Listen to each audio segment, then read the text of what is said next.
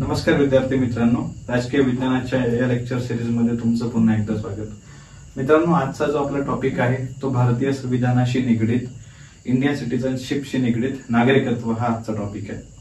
नागरिकत्व या टॉपिक मध्ये आपण आज कोणत्या विषयावर चर्चा करणार आहोत याबद्दल एक बेसिक इन्फॉर्मेशन तुम्हाला मी सांगतो. आजचा जो टॉपिक आहे तो नागरिकत्व म्हणजे काय, भारतीय नागरिकत्व म्हणजे काय. भारतीय संविधानाच्या भाग दुसऱ्यामध्ये आर्टिकल 5 ते 11 यामध्ये नागरिकत्व गमावण्याच्या आणि प्राप्त करण्याच्या किंवा गमावण्याच्या कोणत्या आर्टिकलच्या अंतर्गत काय सांगितलंय, काय प्रावधान केले या संबंधित आपल्याला चर्चा करायची. आजच्या भागामध्ये मुख्यतः नागरिकत्वापासून सुरुवात होऊन नागरिकत्व म्हणजे काय, भारताचं नागरिकत्व कोणत्या प्रकारचं आहे, त्यामध्ये दोन प्रकार पडतात. एक आहे एकेरी नागरिकत्व म्हणजे सिंगल सिटीजनशिप, जे भारत आणि कॅनडामध्ये आहे. ड्युअल सिटीजनशिप जे अमेरिका, ऑस्ट्रेलिया, स्वित्झर्लंड यासारख्या देशांमध्ये आहे. तर भारतीय नागरिकत्व कोणत्या प्रकारचं आहे, एकेरी प्रकारचं आहे की ड्युअल सिंगल आहे की ड्युअल आहे, याबद्दल चर्चा आपल्याला करायची आहे. त्यानंतर आपल्याला बघायचं आहे की भारतीय नागरिकत्व कायदा 1955 च्या अंतर्गत कोणत्याही भारतीयाला जर किंवा कोणत्याही नागरिकाला नागरिकत्व स्वीकारायचं असेल, कोणत्याही व्यक्तीला नागरिकत्व स्वीकारायचं असेल तर त्याचे 5 आणि गमावण्याचे 3 असे मार्ग सांगितले. त्यामध्ये बाय बर्थ, डिसेंट वगैरे हे जे 2 टॉपिक्स आहे यावर आपल्याला चर्चा करायची आहे. त्यानंतर बघायचं आहे की सीएए काय, सिटीजनशिप अमेंडमेंट ऍक्ट, नागरिकत्व दुरुस्ती कायदा म्हणजे काय, जो 2019 च्या इयर मध्ये खूप चर्चेमध्ये आला. सीएए बद्दल गव्हर्नमेंटने काही मुख्य प्रावधान केले. ते काय होते, त्याला गोष्टींचा काही नागरिकांचा बोचका होता. ती इंडिया किंवा सीएए हे इंडियन सेक्युलरिझमच्या अंतर्गत किंवा इंडियन सेक्युलरिझमच्या अपोजिट आहे का, त्याला विवादात पाडणार आहे का, या सर्व गोष्टींवर आपल्याला चर्चा करायची आहे. त्यानंतर सीएए म्हणजे काय, त्याच्यानंतर NRI, non residence of India म्हणजे काय, PIO, person origin of India म्हणजे काय, ज्याचं आता conversion overseas citizenship of India म्हणजे भारताचा परकीय नागरिक यामध्ये त्याचं ट्रान्सफॉर्मेशन केलेलं आहे.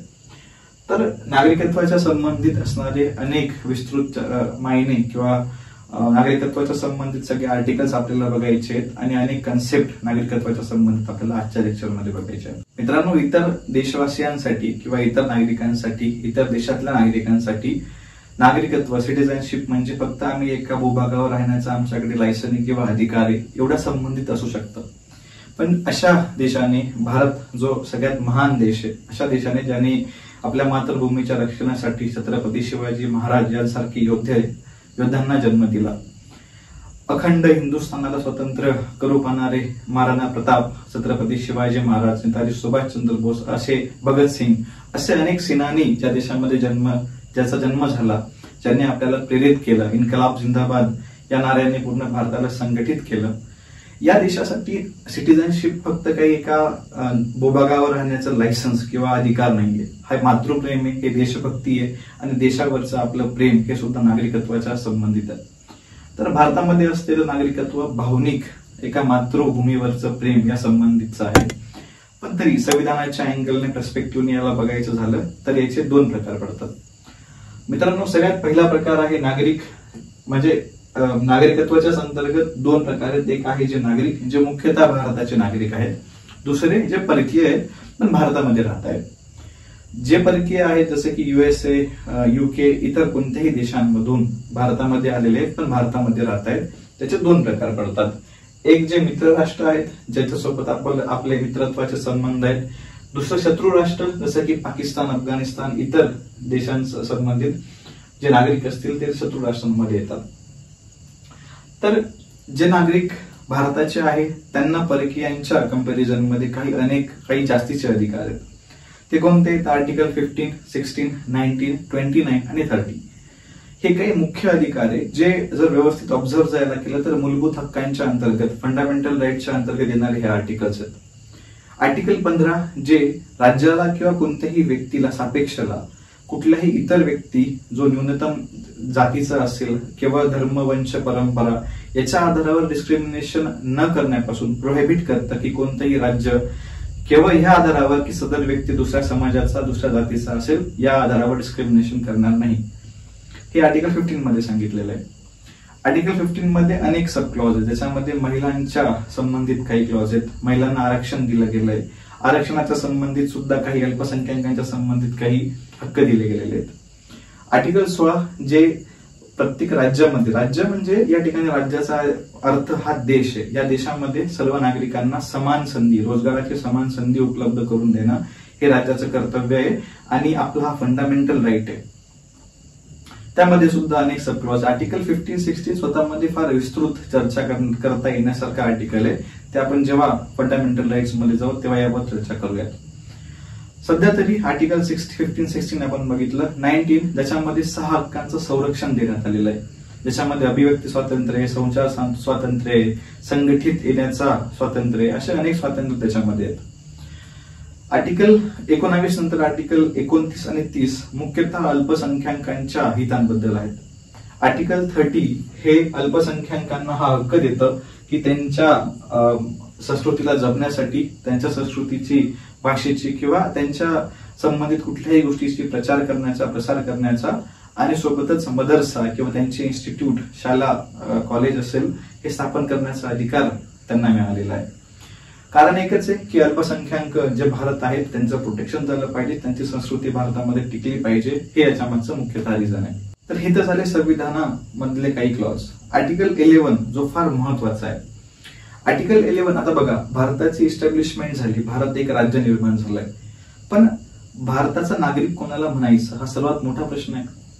भारताचं नागरिकत्व ठरवण्याचा अधिकार नक्की कोणाला द्यायचा हा पण एक फार डिफिकल्ट क्वेश्चन संविधानासमोर होता. त्यामुळे भारतीय संविधानकर्त्यांनी, निर्मात्यांनी सांगितलं, आर्टिकल 11 मध्ये सांगितलं की भारतीय नागरिकत्व मिळवण्याचे, गमावण्याचे मार्ग तर आम्ही सांगतोय, भाग 2 मध्ये 5-11 मध्ये सांगतोय, पण 11 मध्ये स्पेसिफिकली हे मेन्शन करून दिलं की नागरिकत्व गमावण्याचं किंवा मिळवण्याचा हा सगळा अधिकार हा संसदेला असेल. इंडियन पार्लमेंटला हक्क असेल की कोणाला नागरिकत्व द्यायचं. इथून पुढे भारतीय नागरिकत्वाच्या संबंधित करणारा कुठलेही कायदा, असे लेजिस्लेटिव्हच कायदे बनवते, पण तरी सुद्धा हे स्पेसिफिकली नमूद केलेलं आहे आर्टिकल 11 मध्ये, आर्टिकल 11 मध्ये सांगितलेलं आहे की गमावण्याचा आणि मिळवण्याचा अधिकार संसदेला असेल. कंबाईनच्या एक्झाम मध्ये किंवा एमपीएससी प्रिलिम्सला हा प्रश्न विचारू शकतात. प्रश्न असा बनेल की नागरिकत्व गमावण्याचा आणि मिळवण्याचा अधिकार मुख्यतः कोणत्या आर्टिकल मध्ये नमूद केलेला आहे. मग आर्टिकल 5, 6, 7, 11 असे ऑप्शन त्याच्यामध्ये असतील. तर अशा केसमध्ये आर्टिकल 11 स्टेट्स की जे काही अधिकार आहेत ते फक्त संसदेला असतील. दुसरं, पुढे जात असताना नागरिकत्व अधिनियम कायदा 1955 यामध्ये सांगितलेलं होतं की आर्टिकल की नागरिकत्व मिळवण्याचे 5 आणि गमावण्याचे 3 असे नियम किंवा अटी त्यांच्या सांगितलेल्या होत्या. आता मिळवता कसं येतं, गमावता कसं येतं हे तर बघूयात, त्याच्याबद्दल एका एक्झाम्पलच्या माध्यमातून याला समजून घेऊयात. पण त्याच्या आधी एकेरी नागरिकत्व आणि ड्युअल सिटिझनशिप म्हणजे सिंगल सिटिझनशिप आणि ड्युअल सिटिझनशिप म्हणजे काय यावर जरा चर्चा करूयात. मित्रांनो, भारताचं जे नागरिकत्व आहे ते सिंगल सिटिझनशिप आहे. याचा यूज कुठे होणार आहे, जेव्हा आपण हे नागरिकत्व गमावण्याचे काही क्लॉज बघू त्यावेळेस टर्मिनेशन मध्ये किंवा हिरावून घेतलेल्या डिप्रिव्हेशन मध्ये सुद्धा ह्या गोष्टी आपल्याला लागणार आहेत. तर इंडियामध्ये जर तुम्हाला कोणी विचारलं की कोणत्या प्रकारचं नागरिकत्व आहे, तर इंडियामध्ये एका वेळेस नागरिक एकच नागरिकत्व धारण करू शकतो. याचा अर्थ असा, याचा अर्थ काय की भारताचा जर तुम्ही नागरिक असाल तर दुसऱ्या कोणत्याही देशाचा तुम्ही नागरिक नसायला पाहिजे आणि नसू शकतात. ही मुख्यतः आपण कॅनडा आणि भारत या दोघी देशांमध्ये मुख्यतः सिंगल सिटिझनशिप आहे. आणि कॅनडाचं एक्झाम्पल जेव्हा आपल्याला त्याग कशा पद्धतीने गमवता येतात किंवा रिनिकेशन्स च्या संबंधित चर्चा करू तेव्हा हे एक्झाम्पल आपल्याला लागणार आहे. आता समजून घेऊयात की सिंगल आणि ड्युअल मध्ये डिफरन्स काय. सिंगल सिटिझनशिप म्हणजे एक नागरिकत्व, एका वेळेस एकच नागरिकत्व, एकच देशाचा नागरिक तू असू शकतोस. दुसरं ड्युअल सिटिझनशिप मध्ये एका वेळेस 2 ठिकाणचा नागरिक सुद्धा तू असू शकतो. सिंगल सिटिझनशिप जे आहे इंडिया आणि कॅनडामध्ये, ड्युअल सिटिझनशिप जे आहे अमेरिका, ऑस्ट्रेलिया आणि स्वित्झर्लंडमध्ये मुख्यतः. आता समजून घेऊयात की नागरिकत्व अधिनियम 1955च्या अंतर्गत नागरिकत्वाची प्राप्ती कशा पद्धतीने करता येते. भारताचं नागरिकत्व मिळवायचं असेल तर काय प्रोसेस आहे, गमवायचं असेल तर काय प्रोसेस आहे. ह्या पूर्ण एक्झाम्पल्सला व्यवस्थित समजून घ्या, कारण याच्यावर युपीएससी मध्ये, एमपीएससी मध्ये, कोणत्याही नागरिक सेवांमध्ये खूप क्वेश्चन्स येतात आणि आपण कन्फ्युजन जास्त होतं. कारण बर्थने आणि डिसेंटने, आता जन्म आणि वंश परंपरा तुम्हाला एक प्रकारची वाटू शकते. मेजर डिफरन्सेस आहेत ते एकदा लक्षात ठेवले तर गोष्टींना समजणं, बेसिक पासून समजणं इझी जाईल. याला समजून घेत असताना आपण एका माध्यमातून समजून घेऊयात. समजून घ्या एक्स आणि वाय हे एक कपल आहे. एक्स हा मेल आहे, वाय ही फिमेल आहे, जसे की पॅरेंट्स आहेत. त्यांचं अपत्य आहे ए. ह्या एक्झाम्पलच्या माध्यमातून हे पाचही प्रकार आपण समजून घेऊयात. सगळ्यात पहिले बर्थ, जन्माच्या अटीने जर आपण करायचं म्हटलं तर एक्स आणि वाय दोघं पण इंडियन्स आहेत. जसा तुमचा आणि माझा जन्म, आपले पॅरेंट्स हे इंडियन आहेत. आपलाही जन्म भारतामध्ये झालेला आहे, आपले एन्सिस्टर पण इंडियन आहेत. आपला जन्म इंडियाच्या टेरिटरीमध्ये झालेला आहे. तर आपल्याला जन्माच्या या क्लॉजने आपल्याला नागरिकत्व भारत प्रदान करत आहे. वंश परंपरेने हे थोडं ट्विस्टी एक्झाम्पल आहे.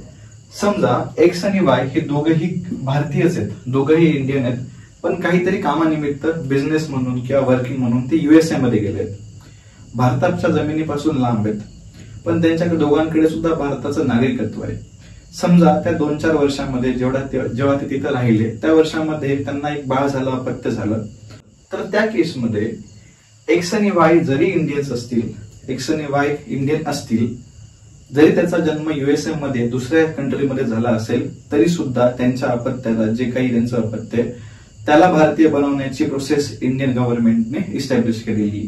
ती म्हणजे काय की हाय कमिशन, जे दूतावास असेल तिथं हे दोघेही पॅरेंट जाऊ शकतात आणि सांगू शकतात की आम्ही इंडियन्स आहोत, पण आमच्या मुलाचा जन्म या सिटीमध्ये झालेला आहे, आम्हाला पुढच्या काही प्लॅन्स आहेत, आम्हाला इंडियामध्ये परत यायचं आहे, कारण आमचे एन्सिस्टर्स, आमचे ग्रँड पॅरेंट्स तिथले होते, आम्हाला इंडियामध्ये परत जायचं आहे, त्यामुळे आमच्या मुलाला इंडियन सिटीजनशिप हवी आहे.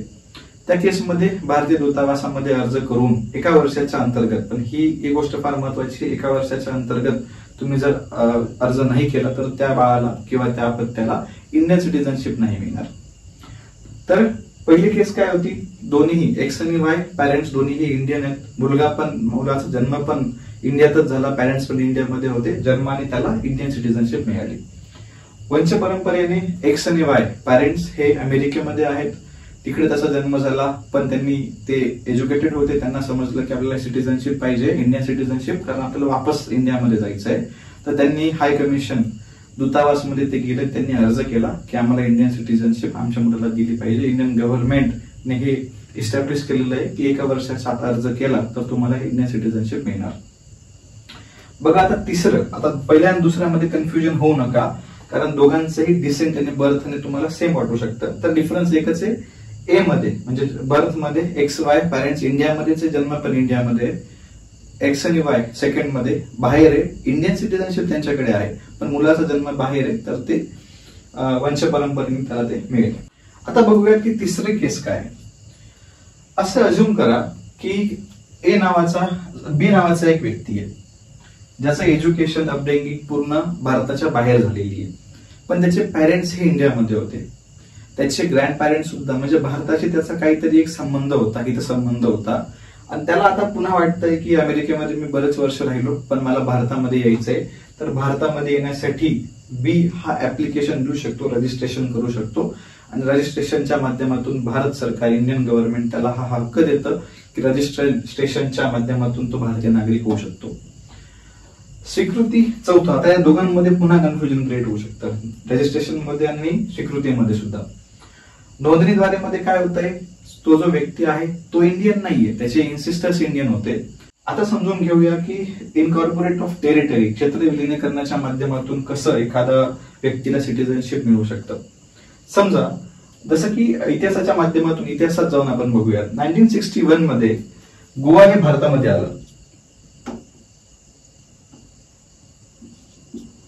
आणि 61 मध्ये गोवा आणि 87 मध्ये सिक्कीम हे भारतामध्ये आलं. जेव्हा इंडियन टेरिटरी किंवा इंडियन टेरिटरीचे एक्सटेन्शन गोव्यामध्ये झालं, तेव्हा गोव्यामध्ये असणारा प्रत्येक नागरिक हा बाय डिफॉल्ट इंडियन झाला.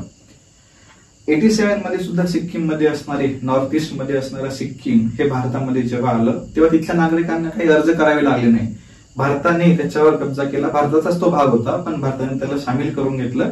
तर त्या केसमध्ये सुद्धा तिथल्या लोकांना सिटीजनशिप मिळते. समजा उद्या उठून अखंड भारताचं आपलं स्वप्न, आणि ज्या फिराकमध्ये इंडियन गव्हर्नमेंट ज्या पद्धतीने काम करते. उद्या जाऊन जर अखंड भारताचं स्वप्न आपलं पूर्ण झालं तर अखंड भारतामध्ये येणारे देश सर्व त्यांना सुद्धा इंडियन सिटिझनशिप मिळेल आणि ते आपल्या अंतर्गत भारताच्या अंतर्गत येतील. तर आतापर्यंत जे झालं त्याला पुन्हा एकदा शॉर्टली रिवाइज करू, जेणेकरून पुन्हा एकदा रिवाइजही होईल आणि लक्षातही तुम्हाला क्लॅरिटी राहील. आतापर्यंत आपण बघितलं नागरिकत्व बघतोय, नागरिकत्वाचा दुसरा भाग, त्याच्यामध्ये आर्टिकल 5 ते 11 आपण बघतोय. सगळ्यात शेवटचा आर्टिकल 11 ज्याच्यामध्ये म्हटलेलं आहे की नागरिकत्व गमावण्याचा आणि मिळवण्याचे अधिकार हे फक्त संसदेला असतील. आपल्या इंडियामध्ये 3 प्रकारचे डिपार्टमेंट आहे. एक आहे लेजिस्लेटिव्ह, एक्झिक्युटिव्ह आणि ज्युडिशरी. लेजिस्लेटिव्ह ज्याच्यामध्ये पार्लमेंट वगैरे येतं, एक्झिक्युटिव्ह ज्याच्यामध्ये प्रेसिडेंटच्या अंडर येणारे सर्व्हिसेस, सिव्हिल सर्व्हिसेस ज्याच्यामध्ये तुम्ही येण्याचा प्रयत्न करतायत, ज्युडिशरी ज्याच्यामध्ये हायकोर्ट, सुप्रीम कोर्ट आणि डिस्ट्रिक्ट कोर्ट येतं. तर या सर्वांमधून संसदेला, पार्लमेंटला हा हक्क असेल की नागरिकत्वाच्या संबंधित प्रावधान काही बनवायचे असतील तर त्याचे अधिकार हे फक्त संसदेला आहेत. नागरिकत्वाचे आपण 2 प्रकारचे बघितले. एक आहे जे नागरिक भारताचे आहेत त्यांना नागरिक आणि राजकीय अधिकार मिळतात. अच्छा, नागरिक आणि राजकीय याच्यामध्ये काय संबंध आहे? नागरी अधिकार म्हणजे फंडामेंटल राईट्स, फंडामेंटल ड्युटीज, अशा प्रकारचे अधिकार, जे नागरी अधिकार जे फक्त पर्टिक्युलर लोकांनाच अवेलेबल असतील. आणि राजकीय अधिकार म्हणजे इलेक्शनमध्ये वोट करण्याचा अधिकार, उभं राहण्याचा अधिकार, आपल्या गव्हर्नमेंट बद्दल काही स्टँड करण्याचा अधिकार, एक्झिक्युटिव्ह डिपार्टमेंटमध्ये येण्याचा अधिकार, असे सगळे अधिकार राजकीय आणि नागरी सेवांमध्ये येतात. नंतर आपण बघितलं की असे काही स्पेसिफिक आर्टिकल्स आहेत जे फक्त इंडियन म्हणजे भारतीयांना किंवा नागरिकांना आहेत. त्याच्यामध्ये आर्टिकल 15, 16, 19, 29 आणि 30. 15, 16 जे समानतेच्या संबंधित आहे, 19 ज्याच्यामध्ये 6 हक्कांचं संरक्षण आहे, 29 आणि 30 ज्याच्यामध्ये अल्पसंख्याकांच्या, मायनॉरिटीच्या बद्दल प्रावधान आहेत. त्यानंतर आपण बघितलं की नागरिकत्व अधिनियम 1955च्या अंतर्गत 5 प्रकारच्या पद्धतीने आपण कोणताही व्यक्ती नागरिकत्व प्राप्ती करू शकतो. 3 प्रकारे तो गमावू शकतो. 5 प्रकारांमध्ये आपण एक्झाम्पल घेतलं, त्याला एकदा रिवाइज करूयात. जन्म, बर्थ म्हणजे काय? एक्स आणि वाय पॅरेंट्स दोघी पण इंडियन आहे. मुलाचा जन्म सुद्धा इंडियामध्ये झालेला आहे, त्यावेळी जन्माच्या आधारावर त्याला नागरिकत्व मिळेल. दुसरं आहे वंश परंपरेने, बाय डिसेंट. आई आणि वडील इंडियन आहेत पण राहता युएसए मध्ये आहेत, अब्रॉडला राहत आहेत.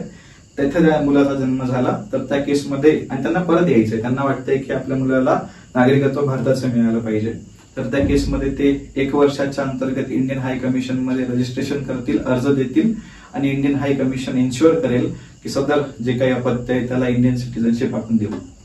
तिसरं जे आहे ते रजिस्ट्रेशन नोंदणीद्वारे आहे. समजा बी हा व्यक्ती आहे जो त्याचे पूर्वज, एन्सिस्टर्स हे इंडियामध्ये होते पण सध्या ते बाहेर राहत आहे, म्हणजे त्याच्या मागच्या काही पिढ्या युएसए मध्ये राहत आहेत. पुन्हा हा बी हा व्यक्ती म्हणतोय की मला भारतामध्ये यायचंय, तर बाय डिसेंट किंवा बाय रजिस्ट्रेशन नोंदणीद्वारे तो भारतामध्ये येऊ शकतो. सी, चौथं म्हणजे स्वीकृतीच्या माध्यमातून, सी हा एक पर्सन आहे ज्याचे एन्सिस्टर्स इंडियनमध्ये नाहीये पण तो काही मागच्या वर्षांपासून भारतामध्ये राहतोय, त्याला भारत हा देश आवडतोय आणि त्याला असं वाटतंय की भारतामध्ये माझे पुढचे काही वर्ष सिटिझनशिप घेऊन मी राहिलं पाहिजे, तर त्या केसमध्ये सी हा अप्लाय करू शकतो नॅचरलायझेशनच्या द्वारे. अच्छा, अजून एक महत्वाची इन्फॉर्मेशन, भारतामध्ये इंडियन कॉन्स्टिट्यूशन मध्ये स्वीकृतीच्या मार्गाने आलेला कुठलाही व्यक्ती ज्याने स्वीकृतीमध्ये असलेल्या अटी पूर्ण केल्या आहेत, जेवढे वर्ष भारतीय संविधानामध्ये लिहिले, गव्हर्नमेंटने सांगितले ते त्यांनी पार केले, सगळ्या टर्म्स कंडिशन्स त्यांनी क्रॉस केल्या, त्याच्यावर काही क्रिमिनल रेकॉर्ड नाहीये, एक्सेट्रा एक्सेट्रा, सगळ्या अटी त्यांनी मान्य केल्या, असा व्यक्ती, सदर व्यक्ती भारतामध्ये राष्ट्रपती पदासाठी सुद्धा नॉमिनेट होऊ शकतो. इलेक्शन मध्ये राष्ट्रपतीच्या उभं राहू शकतो, पण अमेरिकेमध्ये तसं होऊ शकत नाही. ही फॅसिलिटी, ही सुविधा फक्त इंडियामध्ये आहे.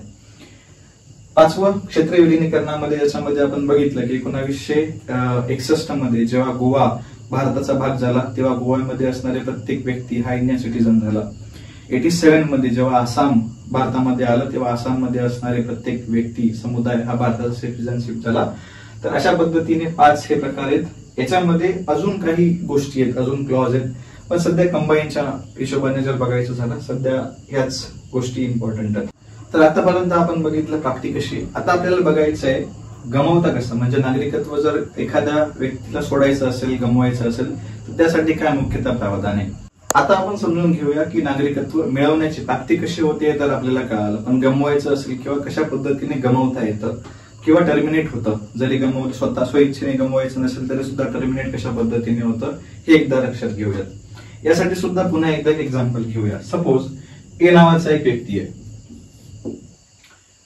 ए व्यक्ती हा अशा देशामध्ये आहे जसं की कॅनडामध्ये, ज्याच्यामध्ये सिंगल सिटीजनशिप ऍक्सेप्टेड आहे, डबल सिटीजनशिप ऍक्सेप्टेड नाहीये, किंवा अशा देशामध्ये तो आहे ज्याच्यामध्ये जसं भारत आहे.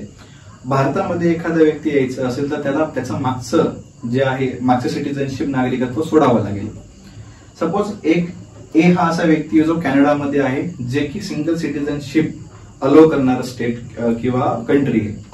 त्या केसमध्ये कॅनडा त्याला सांगेल की ठीक आहे, तू आमच्या ज्या अटी आहेत त्यांच्या पण काहीतरी अटी असतील, त्या अटी तुम्ही मान्य केल्या आहेत, तेवढे इयर्स तुम्ही या कंट्रीमध्ये राहिलात, आम्ही तुम्हाला सिटीजनशिप देऊ, पण त्यासाठी तुम्ही भारताचं जे असेल नागरिकत्व सिटीजनशिप ते तुम्हाला सोडावं लागेल.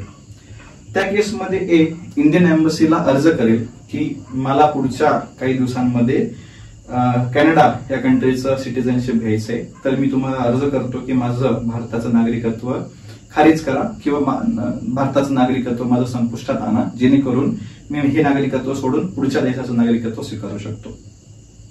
ठीक. आता बघा, पुन्हा एकदा त्यागमध्ये आणि संपुष्टात येणे, टर्मिनेशन मध्ये आणि वरच्या मध्ये पुन्हा एकदा तुम्हाला कन्फ्युजन होऊ शकतं. तर यामध्ये काय होतं, असं सपोज बी हा व्यक्ती, सपोज ए हाच व्यक्ती आहे, तो आता अशा देशामध्ये आहे ज्याच्यामध्ये ड्युअल सिटीजनशिप ऍक्सेप्टेड आहे, जसं की अमेरिका आहे. या केसमध्ये बी ए हा व्यक्ती कुठल्याही प्रकारचा त्यांनी इंडियन एम्बसीमध्ये अर्ज नाही केलाय. हा व्यक्ती अमेरिकेमध्ये जाऊन राहिला, त्यांचे जे क्लॉज होते, अटी होते, त्यांनी मान्य केल्या, तेवढे वर्ष तो तिकडे राहिला आणि आता अमेरिकेचं गव्हर्नमेंट आहे त्याला सिटीजनशिप द्यायला तयार आहे. पण आता इंडियामध्ये रूल काय आहे, इंडियामध्ये सिंगल सिटीजनशिप आहे. जर असा व्यक्ती जो ड्युअल कंट्रीच्या सिटीजनशिप मध्ये एंटर करतोय, याला ठीक समजून घेण्यासाठी एक डायग्रामच्या माध्यमातून समजून घेऊया. समजा बघा, हे आहे युएसए, हे आहे इंडिया. युएसए मध्ये हा ए व्यक्ती जो आहे तो 2 सिटीजनशिप घेऊन राहू शकतो, पण इंडियामध्ये तसं नाहीये. इंडियामध्ये जर तुम्हाला राहायचं असेल तर तुम्ही ड्युअल सिटीजनशिप ऍक्सेप्ट करू शकत नाही. तर त्या केसमध्ये इंडिया काय म्हणतं, तुला जर तिकडे जायचं असेल, आम्ही ऍक्सेप्ट करत नाहीये, तर तू काय कर, आमच्याकडची असणारी जी सिटीजनशिप आहे ती सोड, किंवा आम्ही तुला सांगू की हे टर्मिनेट होत आहे, आमच्याकडचं असणारं सिटीजनशिप टर्मिनेट होतं. ज्या वेळेस ए हा व्यक्ती अमेरिकेमध्ये जाऊन तिथलं सिटीजनशिप घेईल, सेम वेळेला ज्या दिवशी तो सिटीजन अमेरिकेचा होईल त्या दिवशी इंडियामधचा सिटीजनशिप त्याचं खालीच होईल, टर्मिनेट होईल. त्याने अर्ज केला नाही केला तरी सुद्धा इंडियन गव्हर्नमेंट त्याला सांगेल की आम्ही तुमचं सिटीजनशिप टर्मिनेट करतोय. याला थोडं अजून थोडक्यात समजून घ्यायचं म्हटलं तर पहिल्या केसमध्ये काय होतंय, ए हा व्यक्ती आहे, इंडियन एम्बसीकडे जातोय, सांगतोय की मी चाललोय, तुम्हाला आतापर्यंत मी भारतामध्ये राहिलो, माझा प्रवास छान होता, एक्सेट्रा एक्सेट्रा, धन्यवाद सांगून तो चाललाय. बी मध्ये काय, तो त्याचा चालला गेला, त्याने तिकडची एक्सेप्ट पण केली आणि आता इंडिया त्याला सांगतोय गुड बाय. पहिल्या केसमध्ये तो व्यक्ती इंडियाला बाय बाय म्हणतोय, दुसऱ्या केसमध्ये इंडिया त्याला बाय म्हणतोय, सांगतोय की तू दुसऱ्या देशाचा नागरिक होतोयस, तर भारतीय नागरिकत्व तुला मिळू शकत नाही. तिसरं जे आहे ते आहे डेप्रिव्हेशन, म्हणजे हिरावून घेतले जाणे. समजा डॉक्युमेंटेशन मध्ये, म्हणजे नागरिकत्व मिळवताना जर डॉक्युमेंटेशन मध्ये काही फ्रॉड असेल किंवा सदर व्यक्ती ही भारताच्या सिक्युरिटीला थ्रेट करत असेल, असे अनेक क्लॉज जो भारताच्या संप्रभुतेला किंवा भारताच्या एकात्मतेला उल्लंघन करणारे असेल, असा सदर व्यक्ती असेल, त्याला डिप्राईव्ह केलं जातं, त्याच्याकडून ते नागरिकत्व हिरावून घेतलं जातं. तर पुन्हा एकदा याला नागरिकत्व गमावण्याचे पॉइंट्स जर बघायचे ठरले तर काय होत आहे, त्यागमध्ये ए हा व्यक्ती आहे. सगळ्यात पहिला याच्यामध्ये नागरिकत्व गमावण्याचे 3 प्रकार आहेत. एक आहे त्याग, दुसरा आहे संपुष्टात येणं, तिसरा आहे हिरावून घेणं. सगळ्यात पहिले त्यागमध्ये काय होत आहे, ए हा व्यक्ती आहे जो अशा देशामध्ये आहे जिथं सिंगल सिटीजनशिप आहे, तर तिथलं गव्हर्नमेंट त्याला सांगते की ठीक आहे, तू आमच्यामध्ये येऊ शकतो, आमचं सिटीजनशिप घेऊ शकतो, पण तुला तुझं मागचं सोडावं लागेल कारण आमच्याकडे पण तेच आहे. आणि इंडिया पण सुद्धा दुसऱ्या एखाद्या देशाचा व्यक्ती आपल्याकडे होत आहे, जरी त्याच्याकडे ड्युअल सिटीजनशिप असेल तरी सुद्धा इंडिया त्याला सांगते की तू मागचं सोडून ये.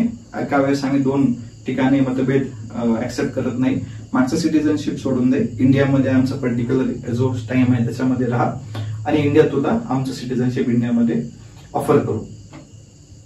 दुसऱ्यामध्ये संपुष्टात येण्यामध्ये सदर व्यक्ती अशा ठिकाणी गेला, अशा कंट्रीमध्ये गेला जिथं ड्युअल सिटीजनशिप अलाउड आहे, पण इंडियामध्ये तसं नाहीये. तर इंडिया काय म्हणतात, ज्या दिवशी ए हा व्यक्ती अमेरिकेचं हे घेईल, अमेरिका इन द सेन्स हे एक्झाम्पल आहे, ज्या दिवशी इंडियाचा सिटीजनशिप दुसऱ्या एखाद्या कंट्रीचं सिटीजनशिप घेईल, त्यावेळेस इंडिया त्याला टर्मिनेट करेल, त्याला सांगेल की आम्ही हे अलाउ करणार नाही, तुम्हाला जायचं असेल तर तुम्ही जा, पण इंडिया सिटीजनशिप तुम्ही इथून पुढे नसणार आहे.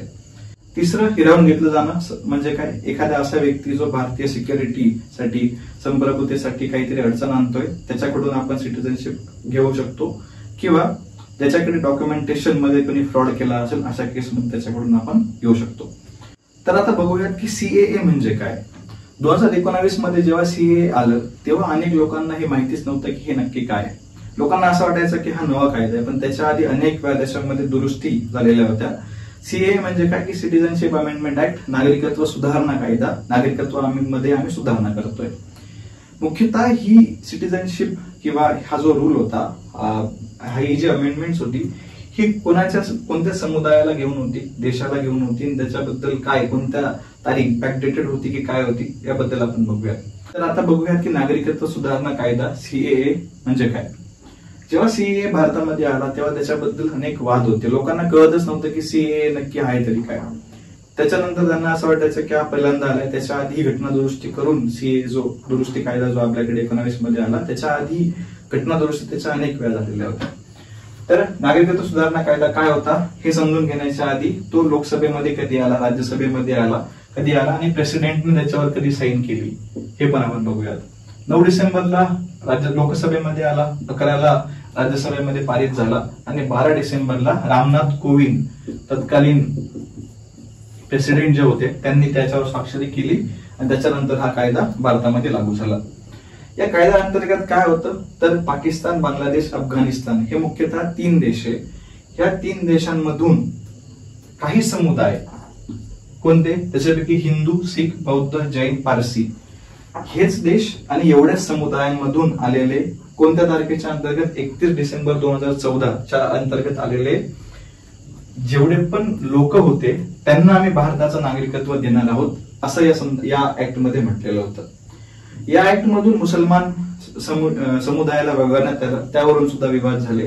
ते का वगळण्यात आलं, जेव्हा आपण सीएए वर डिटेलमध्ये चर्चा करू तेव्हा समजून घेऊयात की याच्या मागे रिझन काय होतं.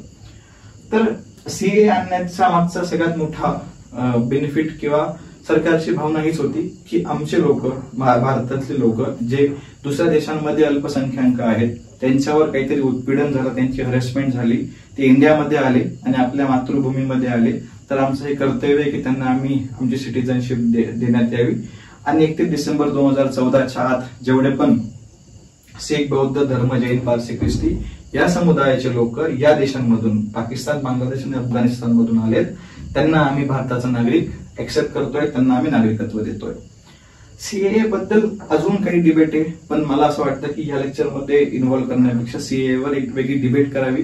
तुम्हाला ती डिबेट ऐकायला आवडेल का हे पण मला सांगा. जर तुमचा इंटरेस्ट असेल तर त्यावर आपण विस्तृत चर्चा करूयात. त्यानंतर मी आधीच सांगितलं की आधीची अट होती 11 वर्ष. 11 वर्ष जर इंडियामध्ये राहिलात तर तुम्हाला सिटीजनशिप मिळत होतं. आता ती अट शिथिल करून 5 वर्षांपर्यंत करण्यात आलेली. अच्छा, हे जे सिटीजनशिप इंडियामध्ये येणार होते ते स्वीकृतीच्या मार्गाने आम्ही तुम्हाला देणार होतो, जो तुम्हाला सांगितलं की ज्याला राष्ट्रपती बनवता येतं, या माध्यमातून तुम्हाला आम्ही देऊ. तर पुन्हा एकदा सीएए सिटीजनशिप अमेंडमेंट ऍक्ट आता या लेक्चर पुरता जो महत्वाचा. तर नागरिकत्व सुधारणा कायदा याला जर रिवाईज करायचं म्हटलं तर 9 डिसेंबरला लोकसभेमध्ये आला, 11 डिसेंबरला राज्यसभेमध्ये आला, आणि 12 डिसेंबरच्या दिवशी रामनाथ कोविंद यांनी त्याच्यावर स्वाक्षरी केली आणि भारतामध्ये तो अप्लाय झाला. काय होता सीएए म्हणजे काय तर पाकिस्तान, बांगलादेश आणि अफगाणिस्तान या देशांमधून ज्या मायनॉरिटी, म्हणजे जे इंडियन्स लोक आहेत पण ते मायनॉरिटीमध्ये आहेत असे लोक, जे मुख्यतः समुदाय कोणते, शीख, बौद्ध धर्म, जैन, पारसी आणि ख्रिस्ती या समुदायांचे आलेले लोक कोणत्या तारखेपर्यंत 31 डिसेंबर 2014च्या अंतर्गत त्याच्या आत आलेले लोक सगळे भारतीय नागरिक समजले जातील, आणि त्यांना आम्ही स्वीकृतीच्या मार्गाने किंवा नॅशनलायझेशनच्या मार्गाने भारतीयाचे नागरिकत्व देऊ. अच्छा, याला आता देशातील काही भागांना सुद्धा वगळण्यात आलं. त्यामध्ये 6वी अनुसूची. तर 6वी अनुसूची म्हणजे काय, 9वी अनुसूची म्हणजे काय हे समजण्यासाठी पुन्हा एकदा भारतीय राजनैतिक इतिहासामध्ये मागे जावं लागेल. पण सध्या तरी 6व्या अनुसूचीला असं समजा की नॉर्थ ईस्टचे जे प्रदेश आहे त्यांना काही प्रोटेक्शनसाठी काहीतरी सुविधा केली गेलेली आहे. त्यामध्ये त्यांना 6व्या अनुसूचीमध्ये टाकले गेलेले आहे. त्याच्यामध्ये एडीएस म्हणजे ऑटोनॉमस डिस्ट्रिक्ट काउन्सिल, जे तिथे असणारे जेवढेही आदिवासी असतील, त्यांचे समुदाय असतील, सांस्कृतिक वारसा असेल, हे टिकवण्यासाठी एडीएस तिथे तत्पर असेल. एडीएस हे इन्शुअर करेल की आसाम, मेघालय, त्रिपुरा, मिझोराम याच्यामध्ये असणारे अल्पसंख्याक म्हणण्यापेक्षा तिथले राहणारे लोक त्यांचा सांस्कृतिक वारसा जपण्यासाठी, संघटित ठेवण्यासाठी तिथले ही कायदा ही 6वी अनुसूची निर्माण करण्यात आलेली होती. त्यामुळे सीएए मधून मुख्यतः 6व्या अनुसूचीला वगळण्यात आलं आणि बंगालमधील ईस्टर्न फ्रंटियर रेग्युलेशन्स 1873 मध्ये जे एस्टॅब्लिश झालेलं होतं त्यामधील सुद्धा जी लिस्ट होती त्याला वगळण्यात आलं. हे का करण्यात आलं, 6वी अनुसूची का निर्माण करण्यात आली, पुन्हा एकदा हे खूप जटिल टॉपिक आहे. जटिल in the sense time consuming topic आहे. त्याच्यामुळे त्यावर तुम्हाला चर्चा ऐकायची असेल तर त्यावर एक वेगळी चर्चा करू. 6व्या अनुसूचीवर आणि सीएए वर विस्तृत चर्चा आपण करूयात. पण सध्या तरी 6व्या अनुसूचीची निर्मिती यासाठी झाली कारण नॉर्थ ईस्ट मध्ये जेवढेही सांस्कृतिक वारसा नेचर तिकडचं आहे त्याला प्रिझर्व्ह करण्यासाठी आपले लोक तिथे जाऊन जमिनी घेऊ नाही शकत, कारण तिथला सांस्कृतिक वारसा जर आपण अलाउ केलं तर आपण तिथे जाऊन रेस्टॉरंट बांधणार किंवा तिथल्या सांस्कृतिक वारशाचा दुरुपयोग करणार, त्याला निस्तानाभूत करणार. त्यामुळे इंडियन गव्हर्नमेंटने त्याला 6व्या अनुसूचीमध्ये टाकलेलं आहे, जेणेकरून त्याला एक प्रोटेक्शन, एका प्रकारचं प्रोटेक्शन मिळालेलं आहे. आणि ऑटोनॉमस डिस्ट्रिक्ट काउन्सिल हे रिस्पॉन्सिबल असेल, ही पूर्णतः कारणीभूत असेल तिथं बनणारे जे नियम्स असतील किंवा त्याला ऑपरेट करण्यासाठी. तर आतापर्यंत जे झालं त्याला एकदा पुन्हा रिवाइज करूयात. सगळ्यात पहिले नागरिकत्व भाग 5 आर्टिकल 5 ते 11. आर्टिकल 11 लगेचच बघून घेऊयात. आर्टिकल 11 मध्ये काय म्हटलंय की भारतामध्ये असणारे नागरिकत्व गमावण्याचा आणि मिळवण्याचा अधिकार हा संसदेला असेल. संसद ठरवेल त्या पद्धतीने नागरिकत्व देऊ शकते किंवा आणू शकते. आता सीएए सुद्धा संसदेनेच पारित केलेलं आहे. संसद ठरवेल की 31 डिसेंबर 2014 पर्यंत ही तारीख पण संसद ठरवेल, त्याच्या अंतर्गत आलेले लोक सुद्धा आमच्याकडे असतील. त्या अंतर्गत नागरिकत्व बघितलं, भाग बघितले, आर्टिकल्स बघितले. त्यानंतर नागरिकत्वाचे 2 प्रकार आपण बघितले. एक आहे जो आहे नागरिक, जो भारताचा नागरिक आहे. दुसरा आहे परकीय देशाचा नागरिक. त्यामध्ये 2 पार्ट, शत्रू राष्ट्राचा आणि मित्र राष्ट्राचा. भारतीय संविधानामध्ये नमूद केल्याप्रमाणे जे भारतीय नागरिक आहेत त्यांना काही स्पेशल किंवा काही अधिकार आहेत जे परकीय नागरिकांना नाहीयेत. त्यामध्ये आर्टिकल 15, 16, 19, 29 आणि 30 जे मी तुम्हाला एक्सप्लेन केलं. 15 काय, समानतेचा हक्क. 15, 16 समानता आणि रोजगाराच्या संबंधित आहे. आर्टिकल 19 त्याच्यामध्ये 6 हक्कांचं संरक्षण सांगितलेलं आहे. आर्टिकल 29 आणि 30 हे मुख्यतः अल्पसंख्याकांच्या हितांसंबंधित आहे आणि त्यांच्या शाळा, कॉलेज किंवा त्यांची संस्कृती वारसा टिकवण्यासाठी आहे. दुसरं, त्यानंतर आपण बघितलं की आर्टिकल 11 संसदेला पूर्ण हक्क आहे. नागरिकत्व अधिनियमाच्या पद्धतीने आपण 5 मिळवण्याचे 5 आणि गमावण्याचे 3 अशा मार्ग बघितले. त्यानंतर भारताचं नागरिकत्व कशा प्रकारचं आहे तर Indian citizenship, single on citizenship किंवा एकल नागरिकत्व आहे. सिंगल सिटीजनशिप इंडियामध्ये आहे. भारत आणि कॅनडामध्ये सिंगल सिटीजनशिप. ड्युअल सिटीजनशिप ही अमेरिका आणि इतर स्वित्झर्लंड आणि ऑस्ट्रेलियामध्ये आहे. पुन्हा एकदा सीएए म्हणजे काय तर नागरिकत्व दुरुस्ती कायदा च्या अंतर्गत काय बघितलं. लोकसभामध्ये तो कधी पारित झाला, 9 डिसेंबरला झाला. नागरिकत्व राज्यसभेमध्ये कधी झाला, 11 डिसेंबरला. आणि रामनाथ कोविंद प्रेसिडेंटचे साईन त्याच्यावर 12 डिसेंबरला झाली. सीएए मुख्यतः काय, पाकिस्तान, बांगलादेश आणि अफगाणिस्तान यामधून आलेले अल्पसंख्याक जे भारतीय आहेत त्यांना सिटीजनशिप देण्यात आली. मुख्यतः कोणत्या धर्माचे, हिंदू, शीख, बौद्ध, जैन, पारसी आणि ख्रिस्ती या धर्माच्या लोकांना 31 डिसेंबरच्या आत आलेल्या लोकांना आपण इंडियन सिटीजनशिप देण्यात आली. ती कोणत्या मार्गाने देण्यात आली, स्वीकृतीच्या मार्गाने देण्यात आली. मी अज्युम करतो की ही सगळी इन्फॉर्मेशन, प्राप्ती आणि नागरिकत्व याबद्दल तुम्हाला काही डाऊट नसेल. तर मी अशी अपेक्षा करतो की तुम्हाला नागरिकत्व, सिटीजनशिप बद्दल तुमच्या इन्फॉर्मेशन मध्ये भर पडला असेल. काही नवीन गोष्टी तुम्हाला कळाल्या असतील, कन्सेप्ट मध्ये क्लॅरिटी झाली असेल. अजून तुम्हाला काही टॉपिक इंटरेस्टिंग वाटतायत का ज्याच्यावर आम्ही व्हिडिओ बनवली पाहिजे, त्याच्यावर तुम्हाला क्लॅरिफिकेशन पाहिजे, ते आमच्यापर्यंत कळवा. हे जे टॉपिक्स आहे हे शॉर्ट टॉपिक्स आहेत. लॉंग टॉपिक जसं की सीएए बद्दल विवाद, ज्याच्यामध्ये पूर्ण डिबेट सीएएचे आपण करू शकतो. त्यानंतर 6 शेड्यूल म्हणजे 6वी अनुसूची त्याच्यामध्ये का बनवण्यात आली, त्याचे काय पॉइंट्स होते किंवा Assam, Meghalaya, Tripura, north east frontier provinces काय होते या संबंधित एक विस्तृत व्हिडिओ बनवू शकते. पण त्यासाठी तुम्ही इंटरेस्टेड आहात का, त्याच्याबद्दल तुम्हाला माहिती हवी आहे का, हे आम्हाला कमेंटच्या माध्यमातून कळवा, जेणेकरून आमची टीम आणि मी त्याच्यावर वर्क करू शकतो. तर मी अशी अपेक्षा करतो की तुम्हाला आजचा टॉपिक कळाला असेल. तुमचे रिव्ह्यूज आणि तुम्हाला जे काही रिस्पॉन्स असतील कमेंटच्या माध्यमातून आम्हाला कळवा. भेटूया पुढच्या लेक्चरमध्ये. तोपर्यंत अभ्यास करत राहा. जय हिंद.